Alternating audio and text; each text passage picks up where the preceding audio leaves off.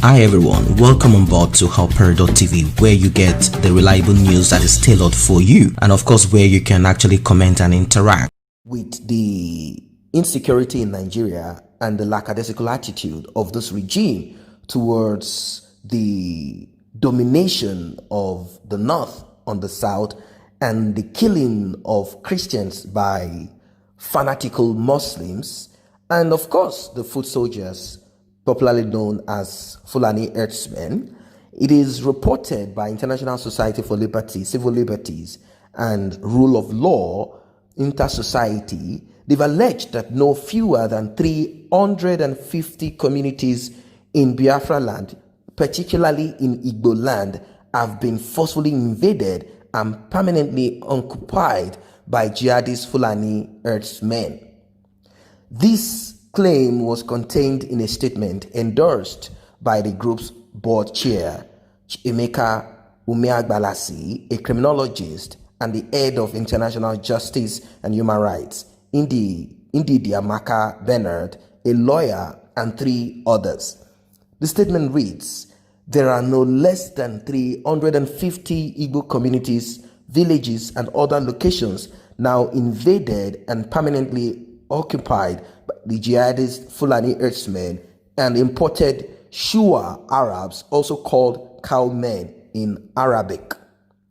The number of Igbo communities forcibly occupied by the jihadists has recorded an exponential increase from about 139 in August 2019 to alarming 350 in May 2020.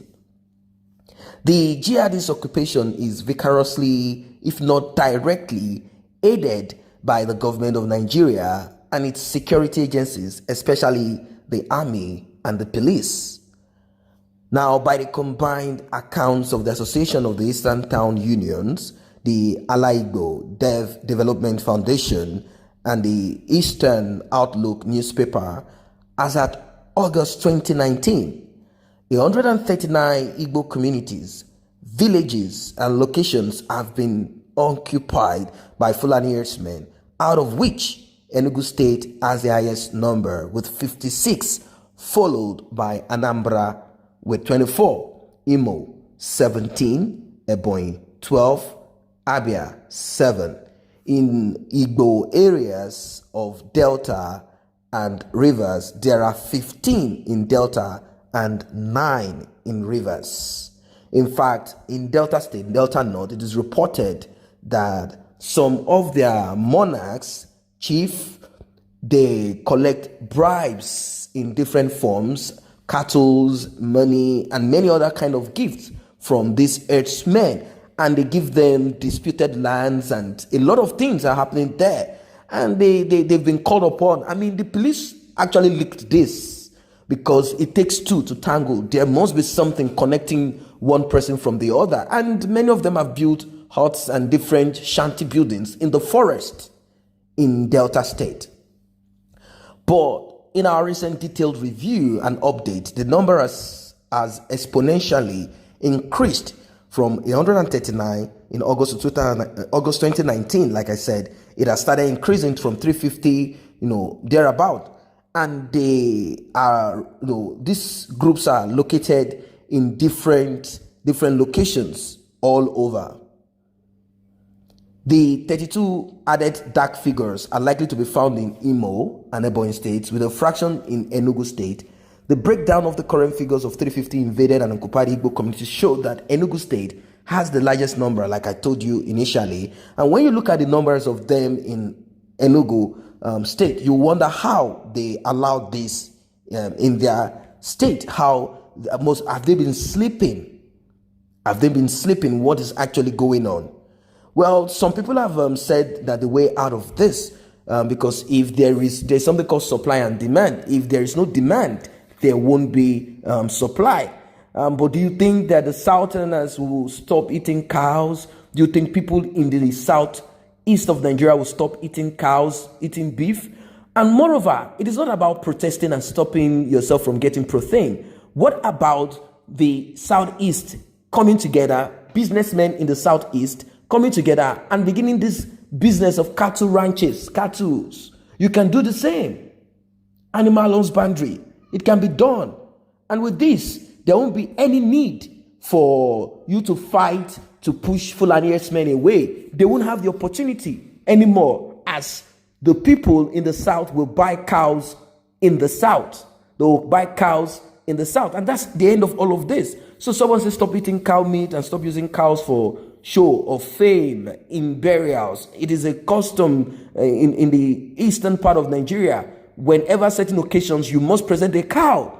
The cow is now an hallmark, an icon, a sign of wealth. You see? So there are some cultural practices that has given room to all of these, issues that is being faced in the southeast and in the south of Nigeria in general. So that is it. Would you, for show or fame, allow in cow meat and dairy products that are now deadly? That's the reason why people are dying. Stop eating cows, someone said, and you will see that your lifespan will increase. Now, this person is trying to suggest that you go vegetarian rather than every time, you keep on eating cow meat. And if you have to, let's have ranches in the south of Nigeria. Someone say, can stakeholders come together to do something about Nigeria before it's too late? Truly, there is no one Nigeria, no security, no unity, no love, bloodshed here and there. How about peaceful disintegration? That is what people have been calling for. Now, why won't they occupy our territories when we remain the highest people patronizing their business? For instance, no fewer than 1 million cows are consumed in Anambra State alone every December. So let us look at the issues on ground. You are talking and you are complaining about some group of people that are lawless. They are not ready to obey the rule of law. They are blood suckers. They are this, they are that. But you are the one giving them money. You are the one giving them cash. You buy cows. They become richer. They buy weapons.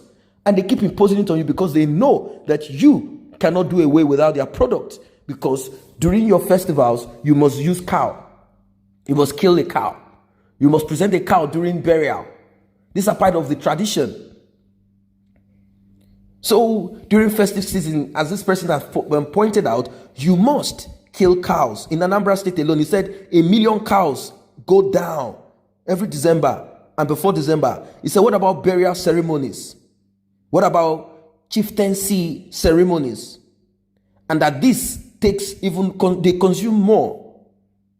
So since we have made ourselves the best customers they have, they must use the guise of trade to gradually prepare themselves for possible military invasion, because history has it that the Janjaweed will always foment trouble for their host communities. Simple.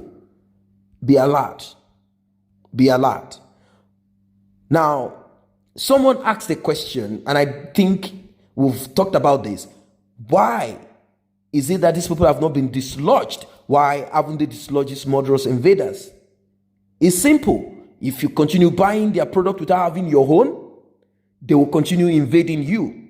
If you have chiefs that are only interested in what Fulanese herdsmen give to them, then they will continue invading you. If you are the kind that cannot do away with dairy products and all of those things, let's even look at beef directly. If you are the one that likes that suya meat by the canna, you are part of it too. So I think the way out, like I said, there is not much to say more about this. Is for the Southerners to get themselves involved in this same business. That's all. And before then, let every camps, any of the huts that is built in the forest, let it be destroyed.